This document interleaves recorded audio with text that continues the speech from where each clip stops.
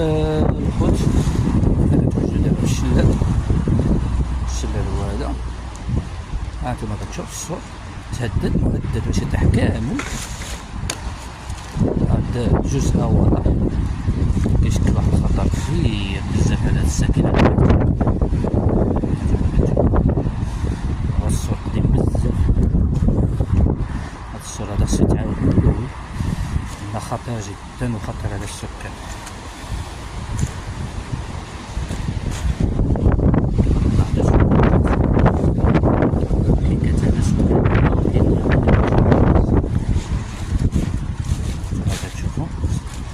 المهم هادشي راه خصو يتعدل في أقرب وقت. السور هذا مشى لتحت كامل راه كامل السور ديال الشمال هابطين حتى لداك المؤسسة اللي تعلمو فيها التمريض.